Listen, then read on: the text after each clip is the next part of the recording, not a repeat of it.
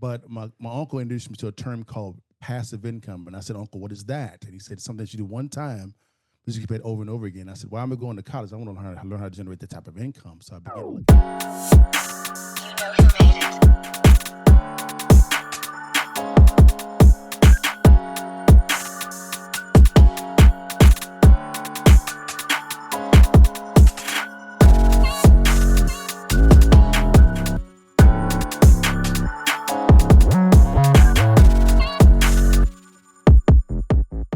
Welcome back to another edition of Wealth Eazy podcast. And today we're going to talk real estate. We're going to kick off the new year. We're going to talk some real estate with my guest out of Dallas, Texas, LaDale Buggs. Welcome to the show. What's up, man? How you doing, big time? Doing all right, brother? I'm doing great, man. We're just rapping about some football and talking about some Thanksgiving. You had a great you had an okay Thanksgiving. But Christmas was much better. Yes, Lord. Yes, Lord. Yes, he was. Yes, he was. Yes, he was. And how was your New Year's? Great, man. Again, just relaxed, chilled. I actually took a nap at 8 o'clock p.m., woke up at 11:50, and it was all good. I was great. I was wonderful. Okay. Wonderful. Good time. All right, good. Well, listen, we're going to talk some real estate today, and you're out of Dallas, Texas, and the real estate in the U.S., especially Texas, is much different than Canada. So we're going to have some really good, I think we're going to have some really good conversations, and my listeners are going to learn a lot. But, why don't you give our listeners a 2-minute bio of yourself? Well, again, LaDale Buggs, born in East Texas, now reside in Dallas, Texas. Played college basketball, tried to go pro, got hurt trying to go pro. So I went from dunking like Kobe Bryant to landed up like Steve Nash in seconds. But it's okay. Went to college, got my degree.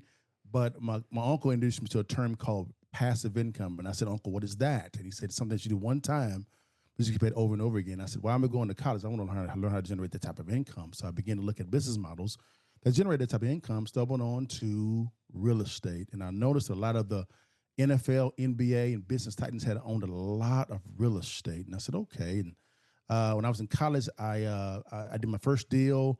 I made about $3,500 in college. That's big time in college because you're broke.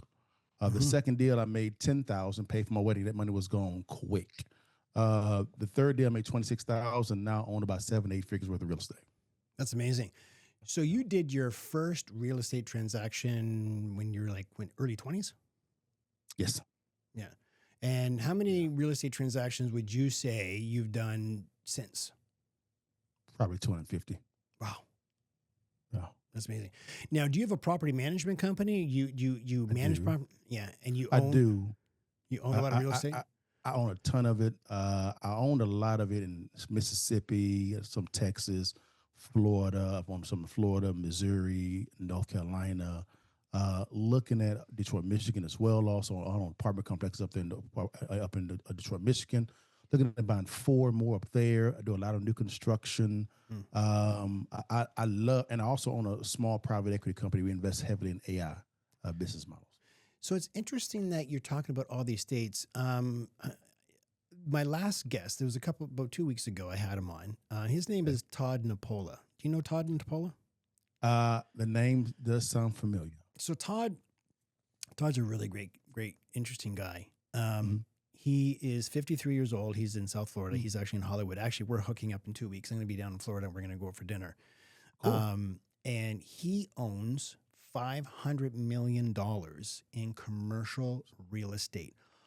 Only in South Florida. And I asked him, wow, why do you only focus on South Florida? And he said, I live here, I work here, I play here. I know South Florida. It would be too crazy of me to start looking at other areas in other states when there's so much real estate and opportunities here in South Florida. It doesn't make sense. He goes, I know this market. And I kind of equate that to Warren Buffett. I read Warren Buffett's book many years ago, probably about 25 years ago. It's called Buffettology. Okay. And the one thing that I got out of that is Warren Buffett only invests in things that he knows and understands. He gets lots of opportunities, but he goes, I don't understand it, so I'm not going to invest in it. So I got a question for you. Is you're talking about all these states, why not focus? Because I was down in Texas with Matt Zapala, our mutual friend. And I was down there in August for his Cigars, Wealth, and Whiskey. And I was looking at prices of real estate. I'm like, is so much different than Canada. Like so much, so much different than Yeah. Canada. Yeah, it is. But there's so much opportunity in the U.S. Why would you not focus on U.S.? Why do you look at other states? And how do you manage that, by the way? Well, good question. And I'll answer it this way. In 2020, that's when 2021 was when COVID actually happened. We took a little bit of a haircut, and I began to see people flocking from Oregon, California, New York, into Texas and Tennessee and mainly Florida. And I began to see some inflation type of scenarios that was happening. For instance, Texas, Austin was very heavily inflated. Dallas a little bit as well. Houston was overinflated. If you go down to Florida, Miami was as well. Fort Lauderdale was as well. So I began to see that kind of thing coming. I said, wait a minute. And I was brought on to Patrick Bet-David's business forum for real estate. And I said, guys, something is coming inflationary. And for me, what I want to do is I want to go to those mid-tier towns, because typically those are properties at $300,000 and below, right? Single-family residences, and they're already at the bottom. And then I can come back to the major areas, because that's when it kind of resets. Then I can buy the exact same product in the major areas. So I began to focus on Jackson, Mississippi, Starkville, Mississippi, Waco, Texas, Temple, Texas, those type of areas, Detroit, Michigan, when it came to apartment complexes, because I could buy those properties below wholesale. I give you an example. I'm buying properties in Jackson, Mississippi right now, next to Jackson State University, for $20,000 for 2,000 square feet homes, 422s, putting 40 to 45,000 into them, refinancing them at the ARV is about 150, 160. Do the math. 20 grand. Yes, 20 grand. And I'm going to subdivision, just buying them. I'm also doing a new construction project on the campus of Mississippi State University, which is in Starkville, Mississippi. So I began to focus on those mid-tier towns, really around those college towns, because of the fact that it just made more sense for me, because it's already at the bottom when it comes to inflationary, and I have an endless amount of tenants coming to me. Now, when it goes to apartment complexes in Detroit was already rebuilding itself from the inside out. In other words, from the downtown out. They've done a phenomenal job rebuilding the downtown of New York. Of Detroit. Yeah. But what I began to see is those suburb areas were kind of suffering a little bit, because there was no really type of attention put onto them. So I began to look at, okay, what apartment complexes are dilapidated, or I can buy at wholesale below. And a partner of mine began buying those properties. We bought 2 of them for cheap, as you don't know what, renovating them, and they're not cash flow. Now I'm looking at 4 more. So I began to kind of see that going on from a commercial standpoint, apartment complexes, and also from a residential. That's why I decided to go outside of Texas. Do you ever look at stuff like in a Section 8, that are Section 8 housing? I do. It depends on the area. If it's a crime-ridden area, I wouldn't go near it. It's just not my business model. But if it's kind of at that right above the crime area, just low income, I'll look at it, because I think Section 8, if it's done the right way, can generate a huge amount of capital money for you from a cash flow basis, because the government typically pays at the market value when it comes to rents, or maybe even above. It depends on the deal you work out with them. So I like it. Yeah. It's amazing when you say you can go into Mississippi on our college campus and buy something for 20 grand. I mean, I can just take up my Amex and slap it down and buy a house. Well, the thing about it is Mississippi is 25 years behind every state in the union, because they didn't do a really good job at pivoting from the agricultural age during slavery to the industrial, then to the information age. That was the problem. So give an example. You can buy an apartment complex, a commercial property, a land, or single-family residence in Mississippi. The lion's share of those title companies still file those deeds, those closing documents, via UPS, FedEx, and the United States Postal Service. Wow. Everything's That's electronic. how far behind they are. And everything's electronic now. We have land titles. It's all electronic. Correct. That's crazy. A select few of them do electronically, but the lion's share of them do a lot of the snail mail stuff. It's crazy. That's crazy. Mm-hmm. Now you mentioned, I read in your bio that you have a fund and you're raising $625 million right now. Mm-hmm. What is that fund going to purchase? Well, it'll be kind of a 2-pronged approach. Commercial real estate, which is the commercial and residential, and in that I'm looking at apartment complexes, new construction projects, as well as portfolios for residential properties. And then the other one is more of a private equity type scenario. I've been actively investing on a smaller scale into AI powered uh, business models, Mhm. and the return has been pretty crazy for me. And I see the government really funding a lot of money through AI. So I think in the next 2 to 5 years, I'm gonna go a little bit more harder in the pay on the private equity side, really on the seed capital to growth capital type of scenario, in those AI powered type of business models. It's been very great for us. You mentioned in the beginning of our show that during college you saw a lot of the athletes like NFL and basketball NBA guys owning Mhm. real estate.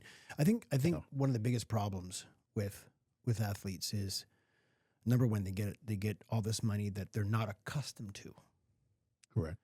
and they're not used to having this money, and they Mhm. have their posse, and a lot of these Mhm. guys go broke, but a lot of the Mhm. guys are actually quite smart with their money. For example, Correct. a couple years ago, I got to meet. I was at a conference here in Toronto. Grant Cardone Mm. was speaking on the second day, and on the first day, it was Alex Rodriguez, and he Mm. said something very interesting. And he said to the guests, he says, "Now you're probably wondering what a baseball player is doing at a real estate show." He said, "I bought my first property when I signed my very first check." He says, "I was on a bus with the team going to a game.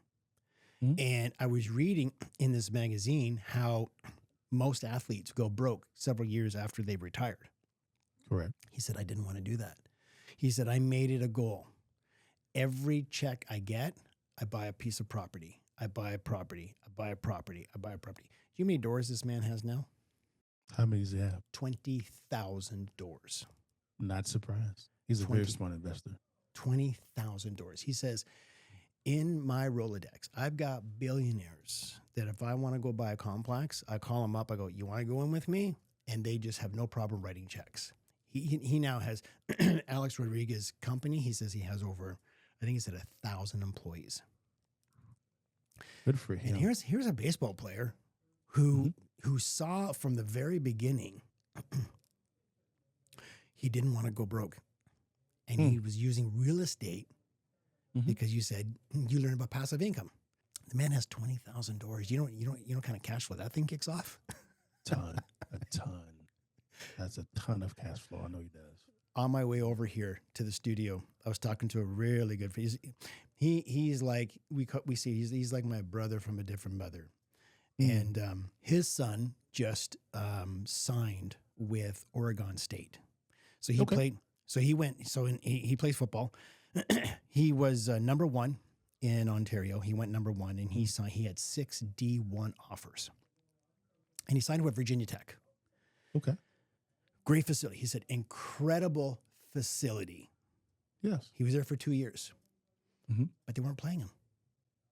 They're just practicing, and they weren't playing him. And he's like, "I got to get film." So he goes into the portal. Mhm. He gets picked up by Duquesne in Pittsburgh. Okay. Says, "We'll start you." So he goes to the facility, not as nice as Virginia Tech, but they're going to start him.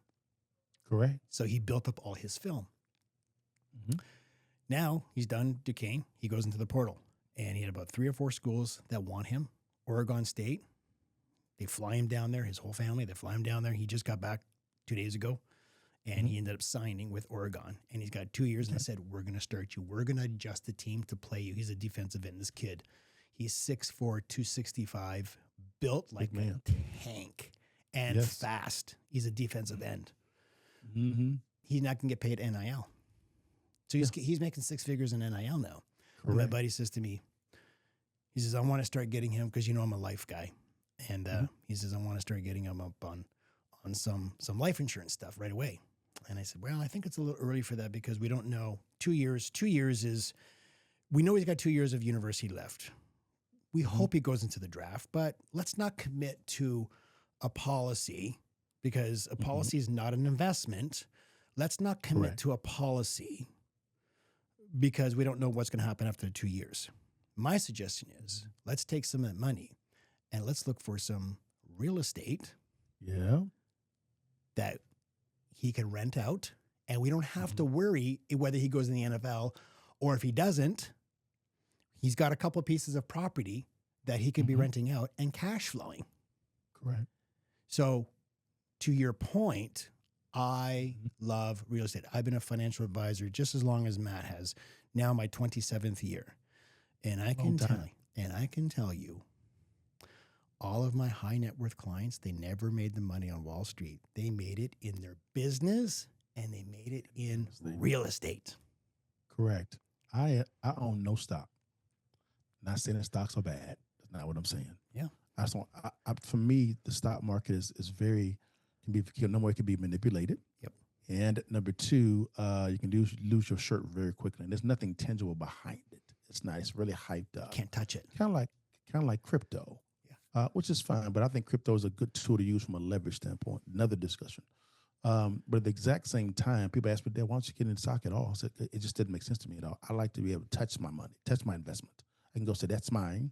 Something happens, I have something that can cushion me from a blow. Because everybody takes losses here and there. It's called business. It is what it is. But I do utilize life insurance in my investment strategy. Now, again, life insurance is not an investment. It is not. I use it as a banking tool for me to leverage. That's what I use for me. Because if my money is in a bank, I'm making less than 1%. And I'm getting taxed on that little bit of yield that I actually receive. That didn't make sense to me at all. And it's kind of exposed a little bit. But if I actually take that money, and I love IUL policies, whole lives are great, wonderful. But to me, it's too fee happy for my taste. I like IULs because of the flexibility of it. The fees are a little bit lower. It depends on how it's structured. But I like the fact that I get a floor and a cap. People say, Dale, don't you want to make a higher than the cap? No. Why? Because my greater return is my real estate and my businesses. I'm good on returns. Mine is more for, okay, my money's parked there. I'm making anywhere from 8%, 10%, whatever it may be, depending on the year of a type of compound interest return. I can leverage that if I want to, and go ahead and buy real estate. Do I want to do there? Get my money back on the refinance, put that right back into the policy, rinse and repeat again. I love that type of approach for me. That's why I love using life insurance as a bankable, leverageable type of tool for me when it comes to my real estate investing. I love that. So we call that infinite banking. And so you're a big fan of the infinite banking concept. I am. Yeah. It's interesting how banks are not. Wall Street is. It's interesting how Wall Street is not a fan of using life insurance as their own infinite banking. However, isn't it interesting how U.S. banks own over $200 billion with a B billion dollars of whole life insurance? Why do you think that is? Well, that's because of the fact that here's my theory. Is whenever you go make a deposit into the bank, I believe the bank takes that money and puts it into some type of policy. I believe what they do. But they can use their tier one money. They use tier one money, which are deposits. Yeah. Correct. Yeah. And what happens is when they put that money there, it's protected from any lawsuits, things like that, which is fine. And what happens is that they can leverage that at a 10x, 20x, sometimes even 100x. When it comes to loaning that money out. And that's, to me, is crazy. So for me, I'm like, wait a minute. If they can do it, why can't I do the exact same thing? I may not be doing 100x, but I can use the same concept. And I begin to do that in my investment strategy, and it's worked well for me. When I have a talk, if I do a talk, I talk about how the bank's advice, they want you to save, right? I used to be a Bay Street advisor. So you've got Wall Street in Canada. We have Bay Street. It's our financial center, right? Got it. And so most of the big financial institutions on Bay Street. So I was a Bay Street advisor from 2001 to 2016. And the advice that we would give to our clients were to give me all your money on an ongoing basis. And then I'm going to give it back to you as little as possible. And the reason why I want you to give me all your money is because I charge a fee. So I want you to save. And this advice comes from the top of the banking institutions. But what do they do? You just said it. What do they do? If you understand fractional reserve banking, they can only have to keep 10%. So if I put $1,000 deposit, if I deposit a check for $1,000, they can lend 10. Correct. But they're not saving, right? They're lending they're lending that money out. So while the banks and financial institutions are telling us to save, they're out creating velocity. Correct. With their money. So going back to what you say, how you like infinite banking, correct. The IULs. It's not an investment, but it's a fantastic leverage tool because it is. You don't lose on it. It is. That's why when I hear, I'm often asked to go on panels, or whether it be on social media or sitting on the stage, to talk about the best insurance products. And I said, if this is the discussion, I don't want to have nothing to do with it. Why? Because each product or each type of product is based on the strategy of the one that's using it. Yeah. So if you're spending the majority of your time talking about the product, you've lost the consumer, because that product may not fit the consumer strategy. True. So I hear all the time on social media, these guys just going back and forth on these, the best this, and I'm like, these guys are wasting people's time. I said, we're not talking about this. We're talking about the strategy. Okay, how can I do this to where I can protect my capital from any type of loss or from taxation, number one. Number two, from litigation, because we're in a very litigious type of society, but I can gain access to it in seconds. Got it. Life insurance. It is what it is. Let's do it that way. And so some of the velocity of my cash is so quick, which is so good and so fluid. It just makes more sense versus you put it in the bank and just sitting there and just making less money. That doesn't make sense to me at all. It's great for the bank. They are loving you. You're a great partner for them. They get 10 times leverage. Yes. That works. Sad. That's the reality. And the great thing about a life insurance contract, whether it's IUL, in Canada, we don't have IUL. We have universal life. We just don't have we don't have an IUL. And we have whole life. I'm really big on whole life, and structured properly. What I love about IUL and whole life is that you don't need to ask permission for a loan. It's built in the contract. Policy loans are guaranteed. And I think that's the big separation between regular banking and using whole life insurance, as you say, as leverage. And then the other thing too is that, if you go into a bank account and you pull all of your money out, or if you have into investments and you pull it out, you've now interrupted compounding interest. Sure. When you do a policy loan, as you know, and you use it, and I do, my money stays there. Correct. It's still growing. The insurance company is lending me their money. Correct. And now I can take that money and I can leverage it, what I call arbitrage, and I can take that and I can buy some real estate. Right? Correct. So I'm going to pay an interest over here. And as long, I don't know about in US, but in Canada, if I can prove to Revenue Canada that the money I borrowed, I used to generate income, I can write that interest off. Yes. Right. And now if I make, 8 times, 8%, 9%, 10%, or even flip that home or whatever you're getting, that's the arbitrage, the spread between what you borrowed at and what you made. And then like you say, pay it back, rinse and repeat, rinse and repeat, rinse and repeat, and use this as your own personal banking system. And that's what you do. That is correct. I do that. Like, for instance, there's a technique, I don't know if you're familiar in the U.S., called the 1031 exchange. Yes, I'm very, very well aware of a 1031 exchange. We don't have that. Unfortunately, we do not have that here in Canada, but please tell my listeners what a 1031 exchange is. A 1031 exchange really takes place when you're doing a flipping scenario. It's a capital gain scenario. In other words, you buy a property at a certain price point, force appreciation via renovation, and then you sell it for a capital gain.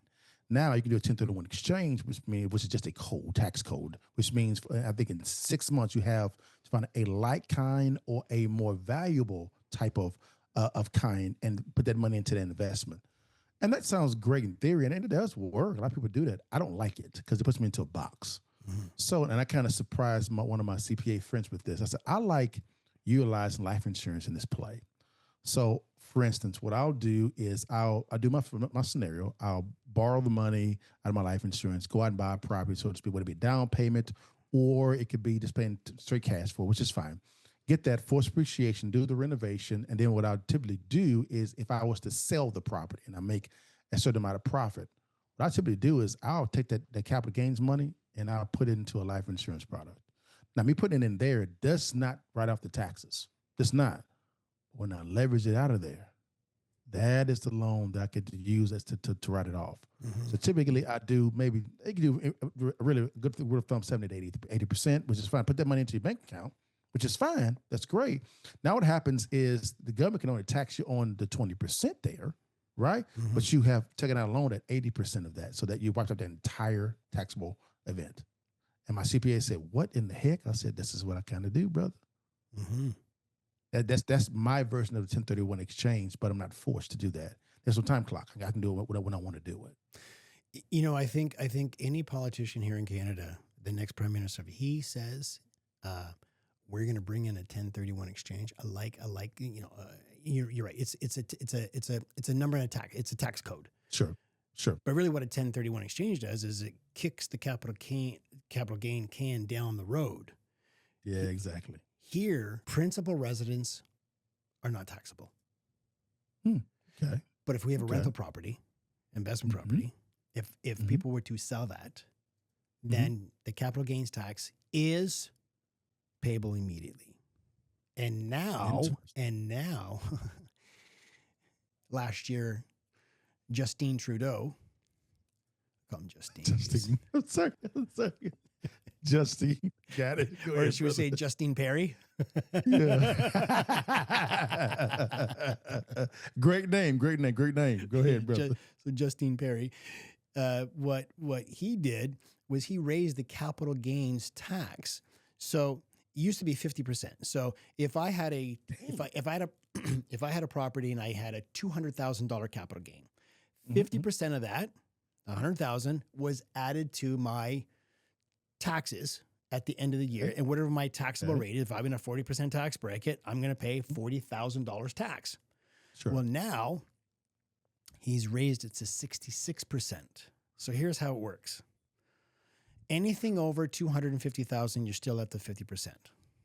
Okay.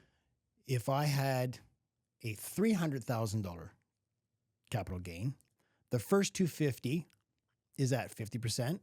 And the next 50,000 above, anything above the 250 is taxed at 66%. Jeez, tiered approach. Okay, right.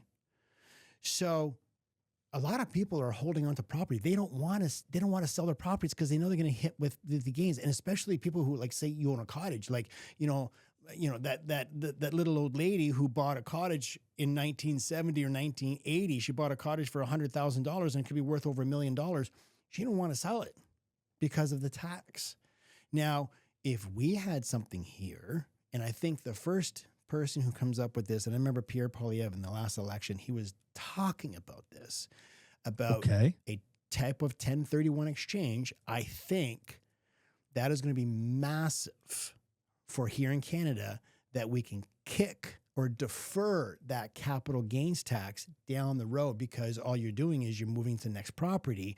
And I think what it does is it allows you to sell this property, get into something of equal value or greater, and it opens that up for the next person that's coming in line that can't afford, right? So I think it opens the opportunities for next people that are looking to get into the real estate market. It could, but I don't know if you guys can do this in Canada, because we can do this in the U.S. Do you guys have the ability to do seller financing? Sorry, which seller financing? Which? Yeah, can you guys do seller financing in Canada? Yeah, we call it a VTB. VTB, gotcha. Okay. Vendor take back. Gotcha. Because what if you actually orchestrate a sale, right? Which allows for you to go to the next property by utilizing the services of a loan servicer, right? Which you can take to your loan officer to go get another loan to buy another property if you want to. Reverse engineer a sale to where after you actually create the note, you can sell it in 12 months for 80 to 90% of the dollar. We just reverse engineered a flip. Specifically, this works well in a high interest or a high inflationary type of environment. Because the seller finance note becomes a lot more attractive, because if your rate is low, like let's say 2%, which some work just here in the US, people are normally getting from a lender a 6.25%, 7%. If you go FHA, VA, or if you go conventional, it's 7 to 9%. So if your debt service is, yes, I know, because conventional mortgages are not sponsored by the government. They're more riskier to the bank. versus a takeout partner becomes the government. Now, if you have a 2% mortgage on your existing property right now, but you want to go buy another property, and you need to not pay a taxable gain on that sale, so to speak, what you can typically do is you can do a seller finance note for what you want, sell it on terms. Hey, you know what? I'm sending you for $100,000. Give me 10% down. That's 10 grand down, no problem. Your note for me is 90,000. I only owe 45,000. So I have a nice little spread there, and my 45,000 is at 2%. You pay me on my wrap mortgage, this is another term for it, at 5.25%, 6%. So now I'm making more than the bank on this. Now I'm gonna need my cash now to. I want to wait for 30 years.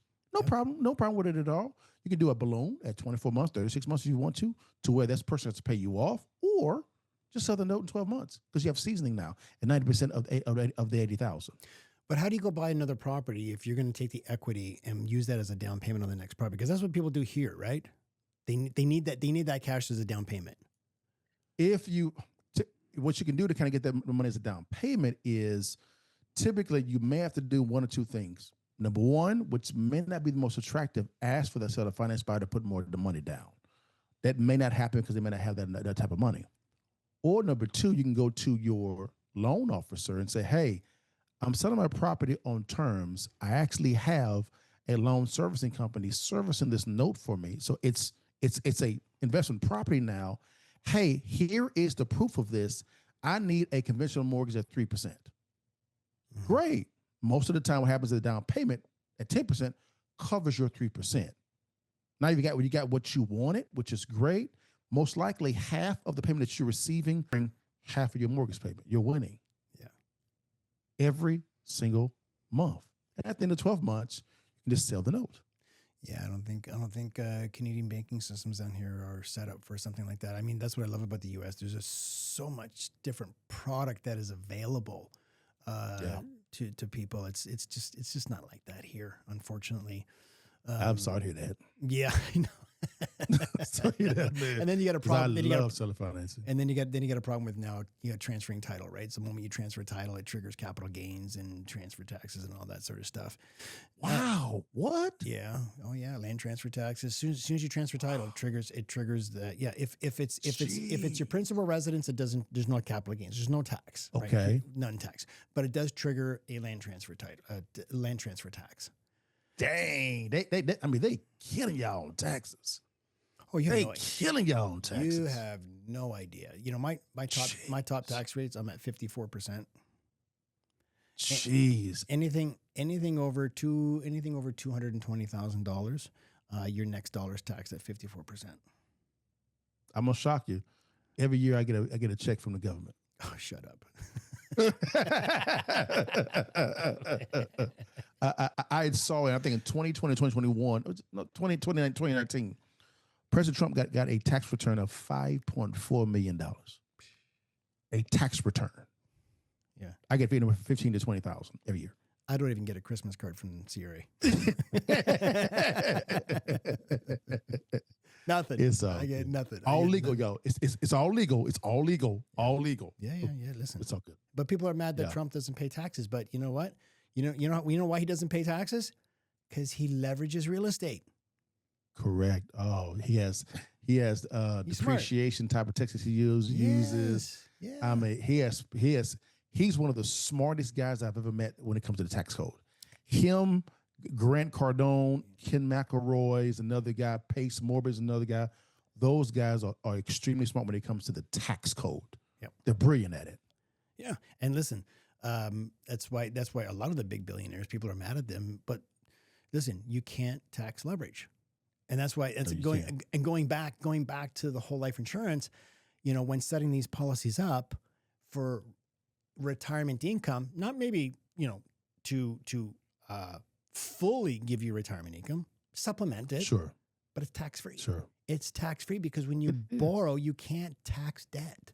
And this is what the billionaires, they understood this.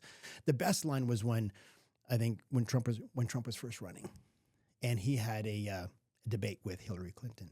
And she was going off, yeah, you don't pay taxes, yada, yada. And he's just like, well, listen, I use the same tax codes that all your donors use, and you had a chance to shut it down, and you didn't because all your donors use the same thing. Leverage. Correct. Leverage. Correct. My philosophy when it comes to politics, because I did run for public office in Texas, I did.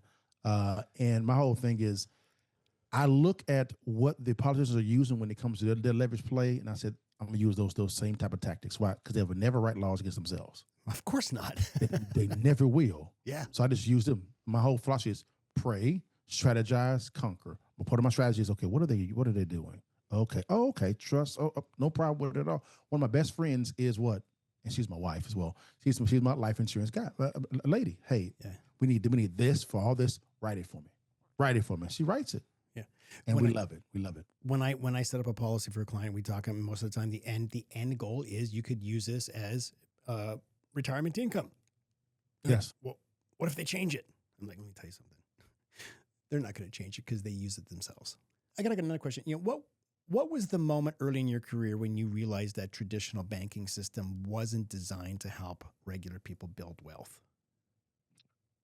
Great question. When I first got married, I began to kind of, because I made a lot of money in 2008 and 9 during that whole debacle. I made a ton of money then.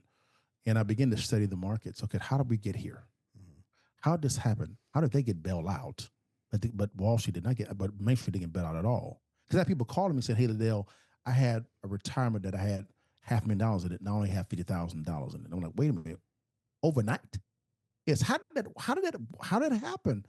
And so there's a movie that I saw called Inside Job. It was a documentary done by Matt Damon. Great job. Great movie. Phenomenal. And I just said, what are mortgage-backed securities? And I began to see, I said, oh.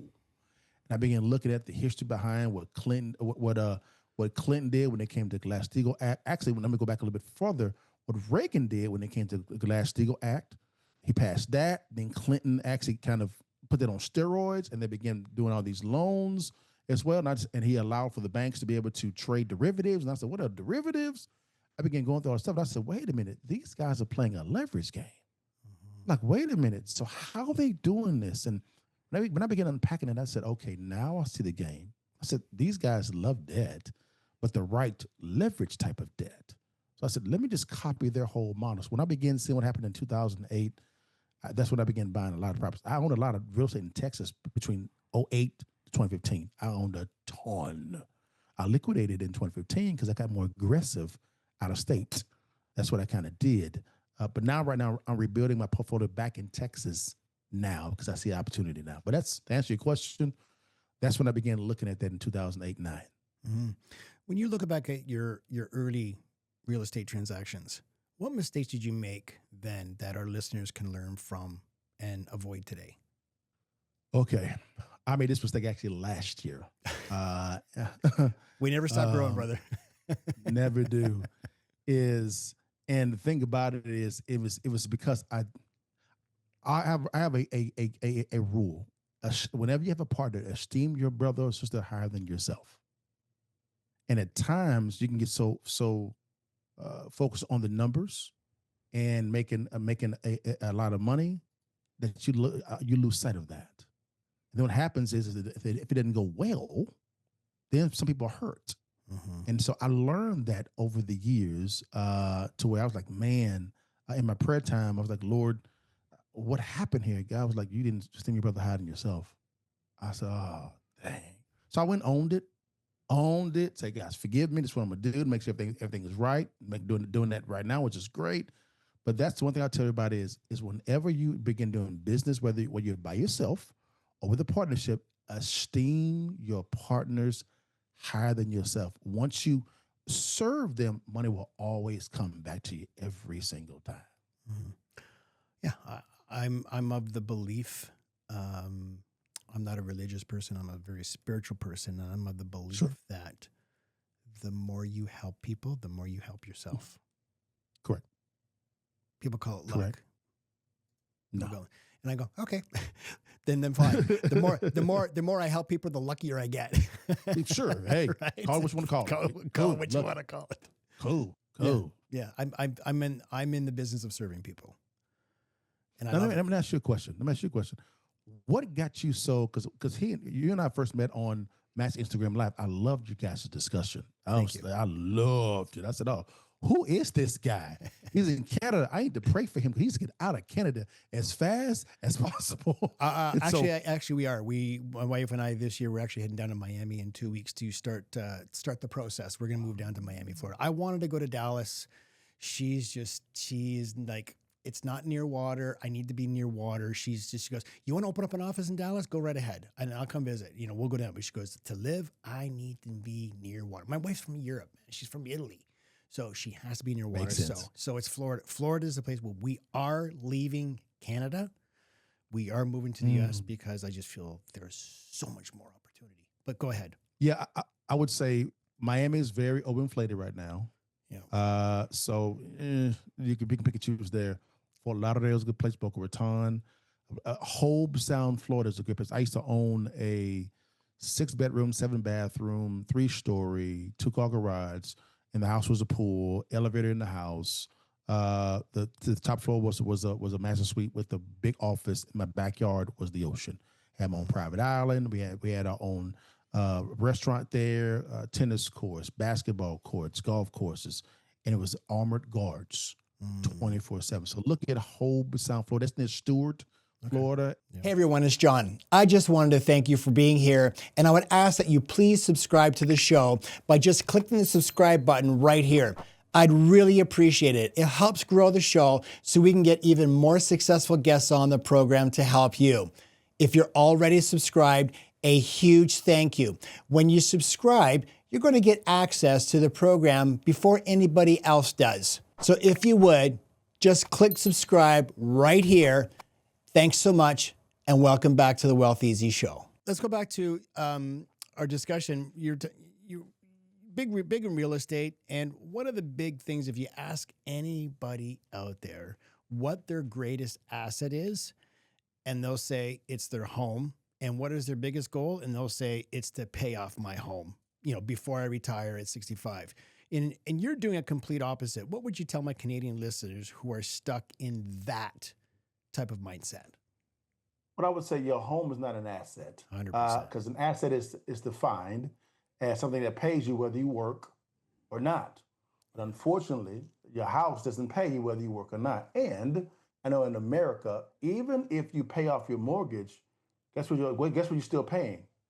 Property taxes. Don't forget the maintenance. Yes. Don't forget the insurance on the property. So again, tell me how something that you're paying on a monthly basis is an asset. I'm confused by that. Now, it's an asset on the bank's balance sheet, but not on yours. So I would just say, to kind of transform your mentality on that one, I would say really define an asset as something that pays you whether you work or not, and look for assets that actually accomplish that goal, and remove the home out of it. Now, we'll say you can build equity in the home, but the problem with equity is you can't touch it until you go out and get a new loan. Yes. So it's impossible to be an asset, if that makes some sense. I just listen to Wealth Easy, listen to this podcast, learn what true assets are that the bankers say that are assets, not what schools told you. I agree 100%. It's funny you say that your home is not an asset because I'm coming out with my second book, and it'll be out by February, and it's called Your Home is Not an Asset. Great, man. Awesome. And the subtitle is Building Wealth Through Liquidity, Not Equity. Yes. If someone say to me, what is your greatest asset? Your greatest asset is your ability to earn income. Yes. What happens if that income is no longer there? Correct. And you've been working so hard, following the bank's rules to make extra mortgage payments, try to pay that home off. And you got all this equity in there. All this stuff. Yep. And all of a sudden now you become sick, or you got laid off, and now you have no income and you need money. Yeah. Yeah. You can't access the equity. Can't. No, because you have no income. You're not bankable. Exactly. Right. But what if you took that extra money that you were going to put into a mortgage, and what if you put that into a life insurance policy? Ooh. And now you became sick, and you go, I got this life insurance policy. I don't even have to ask permission. I don't even fill out a credit application. I signed one piece of paper and I sent it in and I got money back. Yes. Guaranteed. And I'm not interrupting compounding interest on my investments. Correct. Right. That is also another example of the power of having life insurance. I agree. The living benefits of a life insurance. I love it. Like people look of insurance just when you pass away. No, there's living benefits to it. That's why I call it life insurance. Yes. It's not death insurance, it's life insurance. Yeah. Yeah, man. I love the perspective. It's called life insurance. I love that. Yeah. We just talked about, the home, it's not being your biggest asset, but it is an asset. If you take a look at a balance sheet that you have equity in it, you can sell that and take your money. But you're right, an asset puts money into your pocket and liabilities take money from your pocket.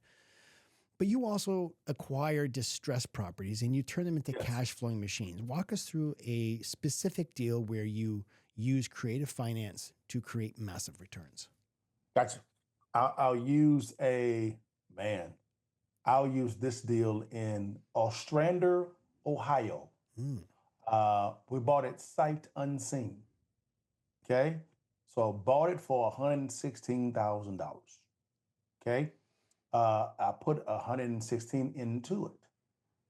Right. So, and it was mold in there. I mean, it was in bad shape.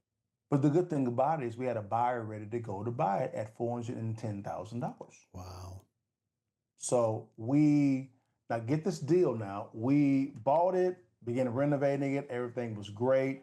Then what actually happened was the GC, general contractor, was not paying the subcontractors. And he stopped responding, but we're paying him, right? Mm-hmm. And so what happens is he begins not answering our phone calls, and we get a phone call from one of the subs. And the subcontractor says, hey, if I don't get my money, I'm going to creatively change how your house looks. It's going to damage it, starting with the HVAC system. And that's a very pricey type of scenario. So we quickly sat down and I deal with him. He finished the renovation. He did. We paid him an additional $30,000 on top of what we paid. But we sold it for such a great price point. I still made 6 figures on the deal. It's amazing. I exited 6 figures still. So that was probably really creative because we had to deal with surprise mode and then also a subcontractor, general contractor conflict that we had to iron out in the middle of the renovation process. So we had to do. Do you find these deals on your own, or do you actually have, real estate agents in different areas looking for a very specific type of property?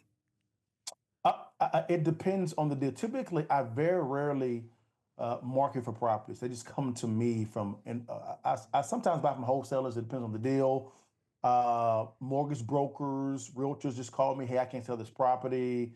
Hey, can you do it? And they reach out to me, to us. Mm-hmm. And I say, great. And I buy it. That's how I typically buy them, but they know what I'm looking for. I'm looking for distressed properties, right? And I tell everybody, you make money when you buy, not when you sell. 100%. If you buy right, yes, you can always sell it. Selling is just the icing on the cake. That's how I'm able to find properties in Jackson, Mississippi. I'll give you another deal that I did. I bought a portfolio in Starkville, Mississippi, on the campus of Mississippi State University. And this lady, she was kind of crazy. She was crazy. She was from Oregon, little nuts, but she wanted to sell it. And it was 15 properties, 13 were already leased out, cash flowing, 2 were not. But she also had 18 lots there, already subdivided, right? Ready to bid on, plug and play, utilities ready to go. And I said, okay, she wanted to sell the 15 properties and the 18 lots. I said, cool, I can do that, no problem. Now, I got my bank involved. I used institutional lending to acquire it. And we did an appraisal on them. My bank came back and said, LaDale, we'll finance out the 15 properties. 18 lots, we're not having to do those at all because they give us no value. Land, said, it's hard with okay, land. Yeah. I got you. And I said, okay, so what can we do? And I said, how about we do this here? Go ahead and appraise the land, right? And whatever the appraisal of the land comes in, put 80% of that on, 50% of that on my loan, right? So that, because she's saying no lots, no deal. So I did that deal, but they said there has to be two different transactions, and we can be involved in the land transaction. But we can put the loan on the front end because I was buying so cheap on it. So I bought the 15 properties for 1.6 million. ARV for those were 2.8 million. Wow. It was a nice little spread out. I put about 20 into each of them, all in about 1.8, 1.9. Do the math there. Yeah. Number two is the lots. Now, the lots were theoretically not a part of the deal, but they were but they were not. So my attorney said that you got to buy for something. You can't something. I bought 18 lots already subdivided, ready to bid on for $10 total. Now the lots were valued at $36,450 a lot. Do the math. 18. 36,000 times 18 is that's how much it's over half equity I have in that deal. Yeah. Wow. Sick deal. Did you sell off the lots or did you build on them? I'm building on those lots right now. Oh, amazing. What's the cost Right to build now. that? Like what's the cost? I'm not talking like a cheap, crappy home, and I'm not talking Sure.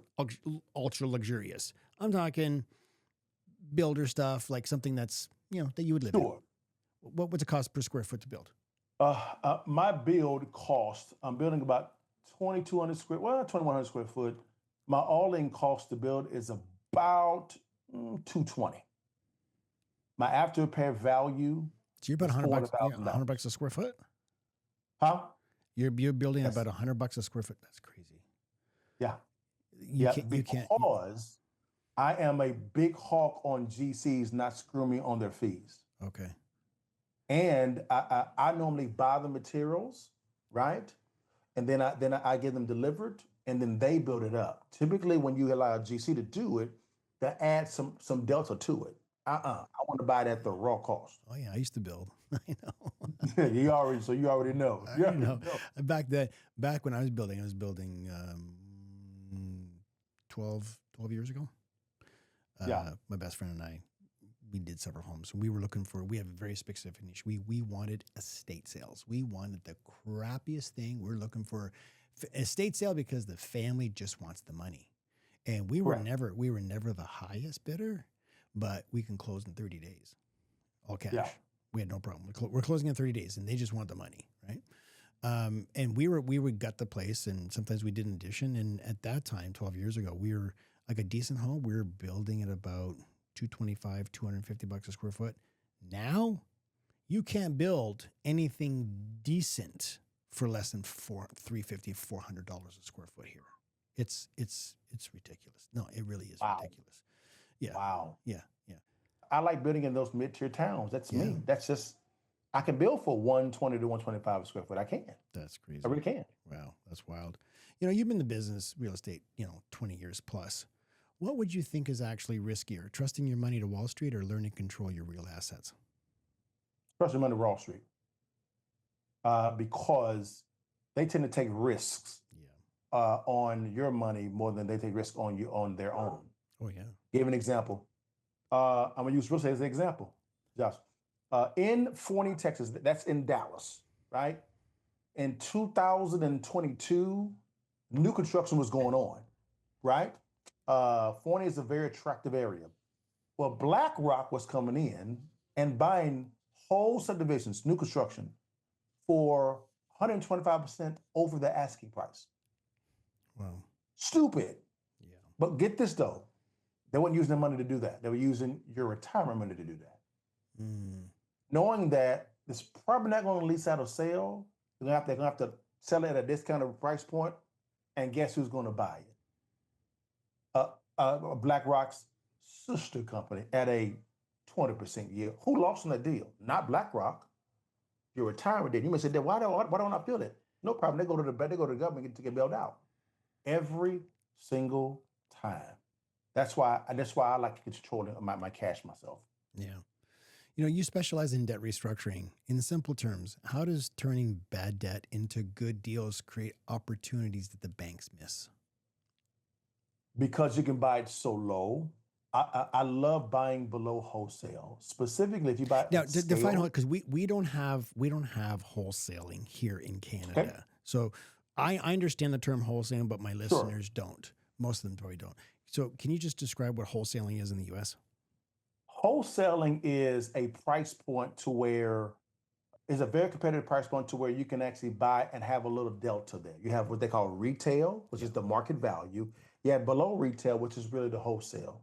Me, I like buying below wholesale. So I have two different tiers I can play with, so to speak. And so typically, if you buy at scale, what happens is banks typically, what they typically do is they have what I call keyboard warriors going just off of spreadsheets and what they see online. No one is there looking at any assets. I like that because I can see an asset with my inspector, my realtor, my appraiser to see really what's going on, where the money's flowing to. I have boots on the ground. Banks do not, because banks don't do that because they're so, in my opinion, pompous. Mhm. They'll buy wrong, creating an inflationary event, or there has to be a correction, which then comes down low. Then they come to me to bail them out, and I buy below wholesale. So therefore, I'm competing with them up front when it comes to buying at my purchase price point, but also I'm their takeout partner at the back end when they mess up. Does that Mhm. make sense? Yeah. So why can't people just go and buy, like, if I'm selling my house, I have a price in mind that I want to get for my Mhm, house. How can mhm. someone, that to me that's the retail price. How can someone come in and pay wholesale below what I'm asking? Good stuff. Good stuff. Can everyone not do that? Yeah, good question. I would say here are some variables you want to look for distressed properties. I'm gonna give you some physical ones: high grass, dilapidated fences, boards on windows, burn down units, old roofs, chip paint. Another thing you can kind of do, and I'm giving you guys some game Yeah, now, yeah. is you understand in the U.S. you can actually call down to your local city council or city manager or city government and ask for a list of code violations. Mm. Because one of my biggest partners is my local government because they make money off of taxes. Because governments don't produce any goods or services. So how do they generate the revenue? Taxes. So therefore, when they do code violations, there's high grass. There is something causing for the subdivision to go down in value, which affects their bottom line, which is their tax revenue. So they'll put these type of code violations, which add up with interest. Then they'll take that to a auction. I don't go to the auction lot at the times. I just call down to my local city government and say, hey, can you send me over to the code violation division? He said, yes. Great. Hey, can I get a list of all of your residential and also commercial properties that actually have code violations? Great. Typically, you can get that whole list for free or for a little bit of a fee, maybe $50. You got a whole list of potential distressed properties now with code violations. And I go Mm. one by one, one by one. I look up who the person, I go drive by and look at it. I have my realtors go look at it as well, which is fine to let me know what's going on. If it fits my buy box of what I'm looking for when it comes to distressed properties, I'll reach out to the consumer, the seller of the property. We negotiate a deal, and I buy them from them. That's free game for anyone. You can literally get a list of distressed properties from your city council Wow. right there. And I know that in the US, they don't have it in Canada. I know in the US, they have, I think it's like every Monday or Tuesday mornings, they have auctions for people who didn't pay their property taxes, and you can Correct. actually pay off their buy you could basically buy someone's house by paying off their property taxes, but then the next problem is you got to evict them. Do you get involved in those too? I don't. I know that very well. Typically, it's first Tuesday of every month they have the tax sale. Got to be careful with that in tech in the U.S. because you have state taxes, county taxes, local taxes, and federal taxes. Typically, federal taxes you can end up with that because normally that's the IRS, SBA. They really don't. That's a different type of bear you want to deal with. Typically, they want you to go to court. But if you find a good property to where you can actually pay that local tax bill for them, that could work. But then they have a redemption period of probably 6 to 8 months, right? So go back. The other redemption period means is whatever you paid for it, they got to pay you back that money, right? That's all that really means. If they don't pay it back, you own it. You own it free and clear. Okay. So that's a good sex thing to do. I don't do that at all because it's not what I normally do.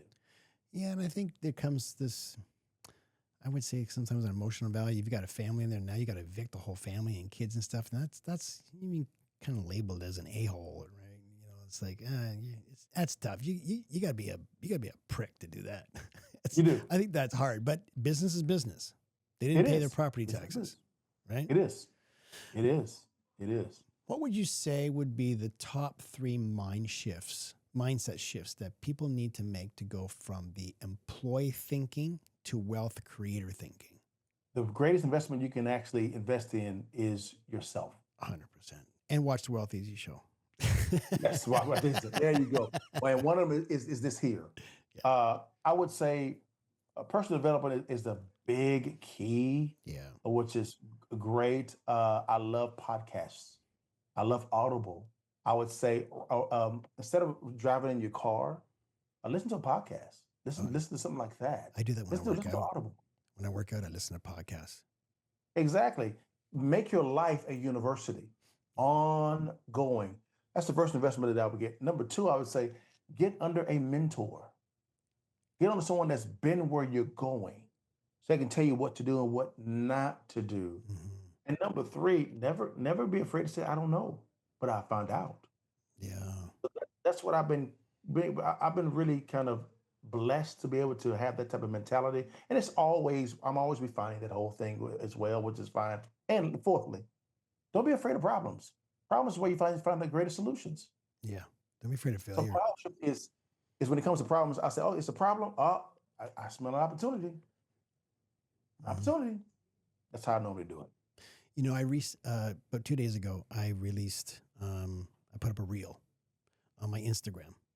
And one of the things were getting access to people like yourself. Mm-hmm. If I want to learn about real estate, I'm not going to go talk to my buddy who's renting an apartment. Sure. I'm going to look for a guy that's doing it. And you are clearly doing it. So my advice, and I put this on my reel, is if you want to learn from the wealthy, you got to be in the room with them. And how do you get into the room with them? If I said to you, LaDale, I want to take you to dinner. And we're not going to just any restaurant. We're going to go to a nice steakhouse. Correct. And we're getting appetizers. Yep. We're going to get secondary appetizers. We're going to get a main course. We're going to have dessert. And we're going to have coffee afterwards. I'm going to turn this dinner into a 2-hour meal. Yes. Because if I'm treating you to a beautiful steakhouse and I start asking you some questions, you're going to start talking. Yeah. Yeah. And here's what I found. Successful people like to share. They like to share information. I'm not going to charge you for the information. I want to share it with you. Yeah. Right? So how do you get into a room? Ask guys like yourself. Take them, hey, LaDale, can I take you to dinner? What night's good for you? Monday, Tuesdays? Tuesday's good for you? What's your favorite steakhouse? And I'm going to spend $300 or $400 because that $300 or $400 in that night can turn into 10x. Correct. On my money from the information that you gave me. Correct. So I think that's just adding to some of the things that you were saying is get yourself into a room with these types of people. Find out who's doing what you want to do. Ask them to dinner, man. I agree. Me and Matt compete for the check every time we go out. We compete, and I would say, hey, here's my card. Don't worry about his. And he'll do the same thing. So I have 2 cards. We just compete. It is what it is. Yeah. I do the same thing. One of my mentors is I call him my rich dad. He's my former high school basketball coach, Presley Swaggerty. I remember. I heard you on a podcast. You saying that. Yeah, he's that man there. I'm meeting him this evening. Okay. Talk about business and just life. Yeah. He has really changed my life, changed my trajectory. I've seen this man go from a broke monster pickup truck with no AC, eating lunch at the high school cafeteria, barely making it. Now she's made $47 million. Wow. I mean, just killing the game. And I'd say, Dad, can I sit at your feet? Can I talk with you? Mm-hmm. Can I just be around you, see how you operate, how you navigate difficult situations? Why? My dad wasn't there for me. He didn't know any of this stuff. So the Lord has blessed me to know someone that knows this stuff. When it comes to Matt, I'll say, hey, Matt, I'm looking to put life insurance on each of one of my properties. Is that number one, is that possible? And number two, how? Because what? He's the expert there. Yeah. I'm not. So we sit down, and we talk and we rap and we talk. He called me, hey, they want to buy a church. And I was like, excuse me? A church. But I've been asking questions about, okay, what for? Or do you want to turn into a podcast? Gotcha. So we begin talking ideas. We just love sitting down and meeting for ideas. When you're in town, whether it be in Florida, Dallas, I'm gonna say, hey man, come on, it's on me. You're in my city, it's on me. Let's sit down and talk. I'm gonna ask you questions about, hey man, you know a lot more about financial strategies than I do in the financial realm. Hey, I'm at your feet. Talk to me. What should I be doing? What are you seeing in the market? What are you seeing when it comes to insurance? Hey, I'm looking at using this for this type of insurance, type of investment. Should I use something different? And you'll be able to let me know. Because why? You're the expert in this arena. So I love being in big rooms. I love being in those type of rooms. Yeah, and I discovered my coach. I don't know if you've heard of my mentor. His name is Trent Fortner. He's out of Nashville. Matt knows him. Okay. Matt knows him. He's really big. He's been in the business 35 years.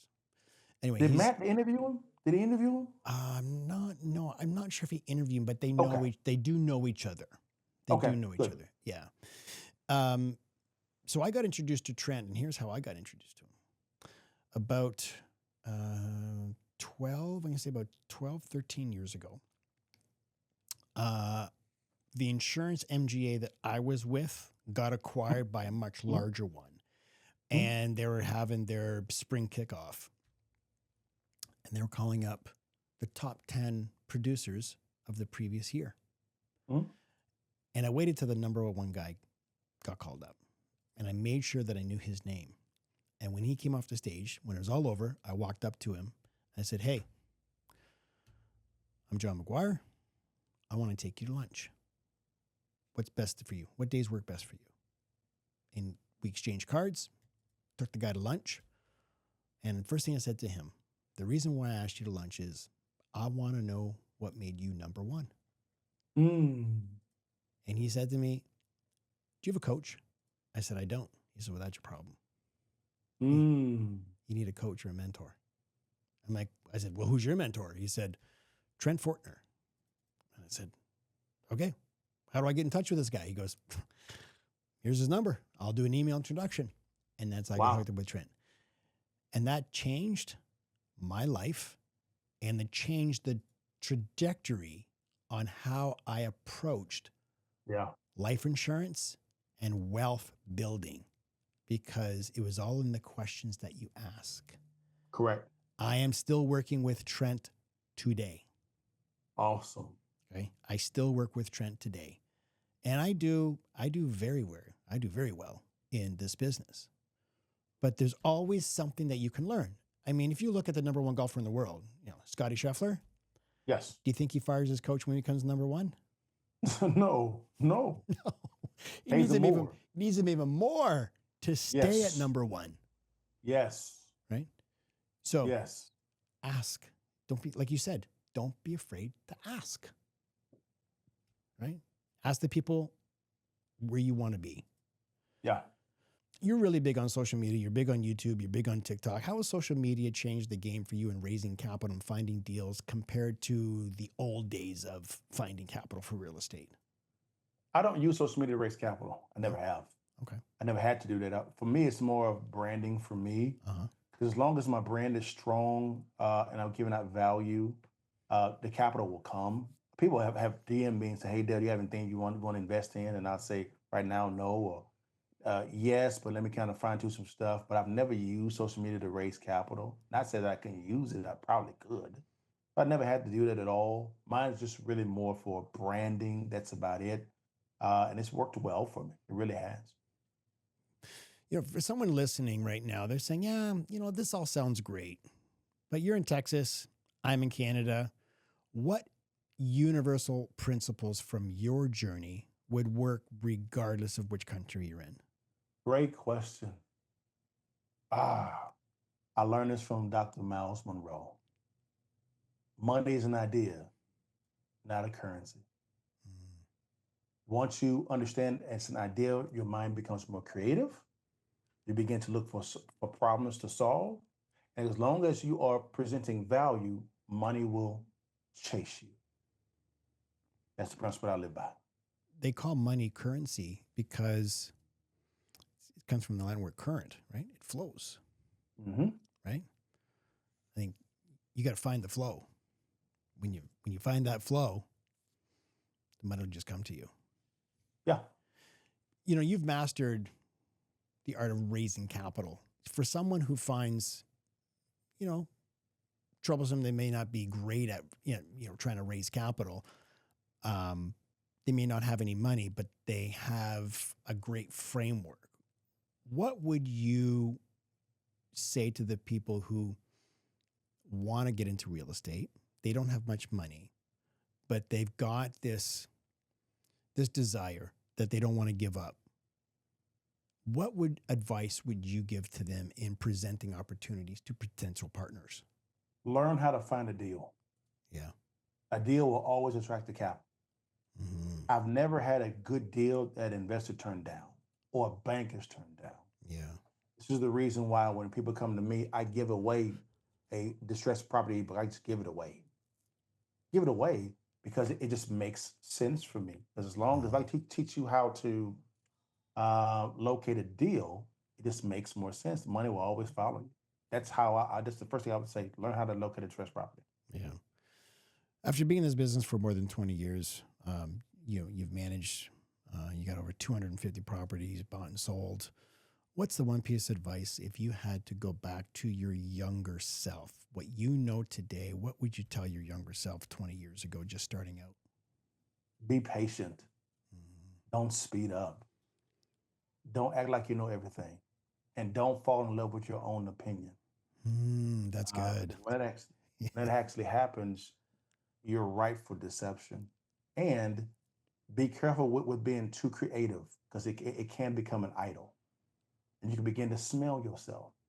So I just say be patient, stay humble, and always present value. That's it. Yeah, that's good advice. Any great books that you read in 2025 that you'd recommend? Yes. One book that finishes Buy Back Your Time by Dan Martell. Love that book. Dan Martell. Love that book. It's a good speaker. Great speaker. I am investing into another AI company, and I may go under his coaching to be able to help me scale that up even more. That's great value. Wonderful guy. He and I have spoken on Instagram. Another book that I read is God's Big Idea by Dr. Miles Monroe. Phenomenal. And then lastly, Boss Moves by Myron Golden. Myron, Wonderful. yes. It's my dude, man. Yeah, I love that guy. He's got some really great advice. He does. I watched the guy play golf. He's got one leg. Yes. That's crazy. Yes, and he's a phenomenal golfer. I see him. Guy, probably kick my butt. Hey, kick my head in, man. Yeah, he would. Yeah, he would, man. All very, very great, influential people. Amazing.